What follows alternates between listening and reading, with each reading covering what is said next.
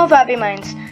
Today I will be teaching Chapter 2 New Kings and Kingdoms.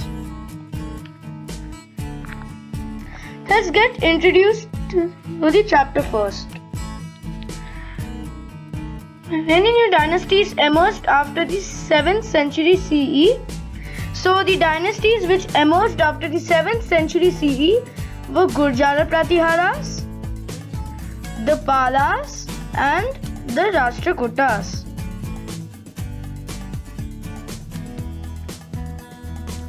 The emergence of new dynasties. By the 7th century CE, big landlords called warrior chiefs spread to different regions of the subcontinent. Now the existing kings often acknowledged them as their subordinates or samantas. Now the subordinates is one step over from the king.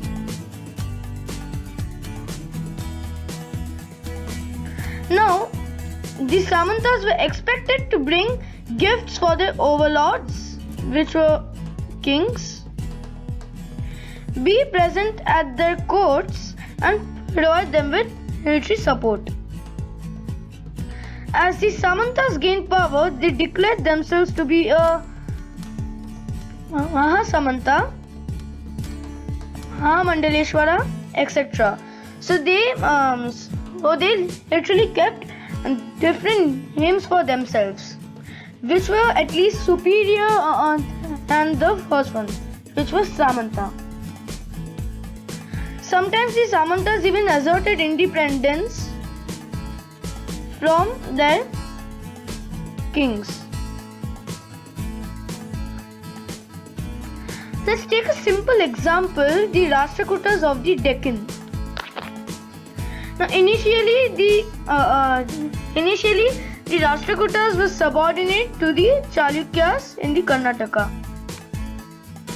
In mid-8th century, Danti Durga, a Rashtrakuta chief, overthrew his Chalukyan overlord, performed a ritual called Hiranyagarbha, which literally meant the golden womb of a deer. Okay? Wait a minute, I'll just erase this thing. Okay, now when this ritual was performed, everyone thought it would lead to the rebirth of a sacrificer as a Kshatriya, even though he was not born by birth.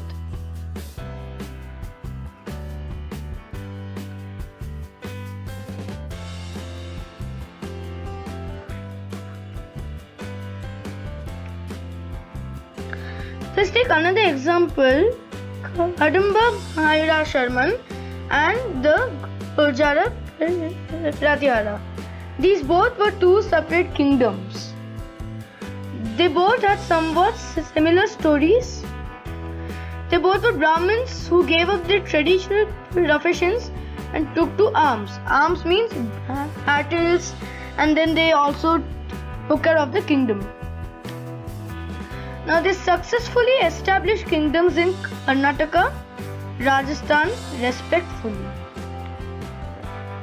Now here is Gurjara Pratihara's map. Now during that time it had took over most of North India, and this is Kadamba Mahira Sharman's king.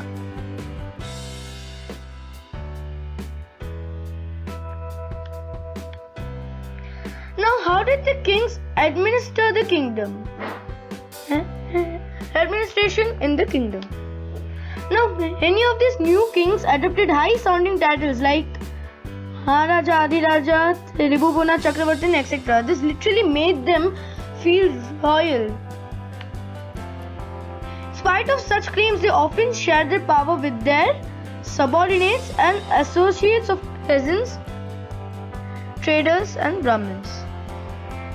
Now the resources were obtained from their producers, which were peasants, cattle keepers and artisans.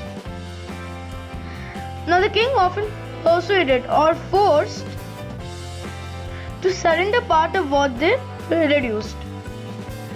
The king always said that he always owned the land, so he claimed the land as rent. Now the revenue was collected from the traders. Now here's an amazing fact: 400 taxes.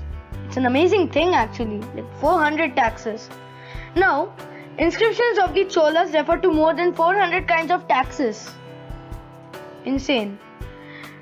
Now, example Vetti, which were not taken in form of cash but then in form of forced labor. The king often forced laborers to work. And the Kadamai, which was nothing but land revenue.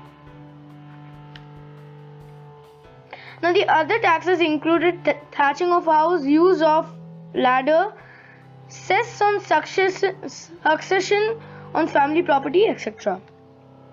Now here's the question: do people collect these taxes, these kind of taxes today? So write down your answer in the comments box.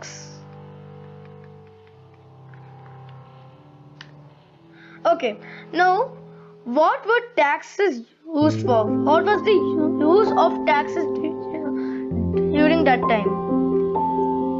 Now, the resources which were taxes were used to finance the king's establishment as well as for construction of temples and forts. So the taxes were used to finance the king's establishment and build temples and forts. These taxes were also used for fighting wars, which were expected to lead to the acquisition of wealth in form of plunder and access to land and trade routes. The functionaries for collecting revenue were often recruited from influential families. This was also the position was often hereditary. This was also true for the army as well. Rashastis and hand grants. I hope you remember Rashastis contain details which may not be true about the king.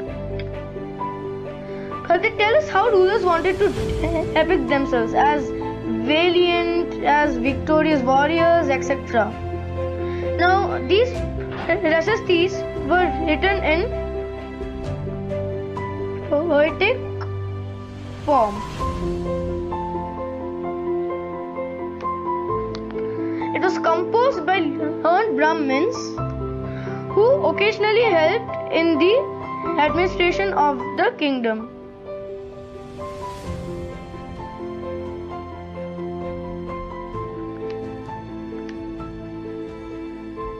Now, there was something unusual for the 12th century. This was this extraordinarily long poem.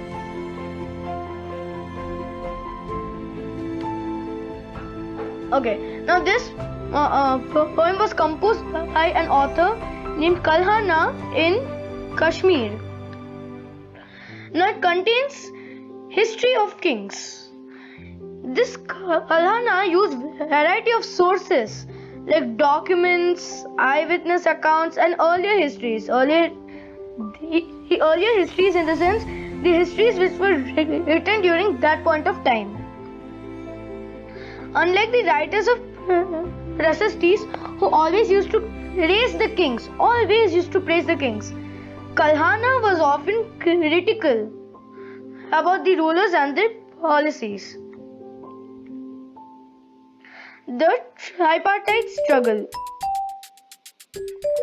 Now, each of these ruling dynasties was based on a specific region. For example, Rashtrakutas was in the Deccan, like that. So they were based on a specific region. At the same time, they tried to control over other areas. So the particularly prized area means the area which was like everyone wanted to own that area. This area was called the city of Kannauj in the Ganga Valley. For centuries, rulers belonging to the Gurjara Pratihara, Rashtrakuta and the Pala dynasties fought for control over Kannauj. Now, since three parties were involved, this came to be known as the tripartite struggle. Now here, parties means nothing but the dynasties. Since there were three parties involved, it was known as the tripartite struggle. Now let's get to know more about the kings. Interesting. The rulers tried to demonstrate their powers and resources by building large temples. Now when they attacked one another's kingdom, they often chose to target temples. Now, why did they choose to target temples? Because the temples were extremely rich with gold coins, too much of money, like that. Now the best known of such rulers was Sultan Mahmud of Ghazni. Since I have already taught him on my first video, I'm not going to teach this in this video. Now the other kings such as the Chahmanas later came to be known as Chauhans ruled over Delhi and Ajmer.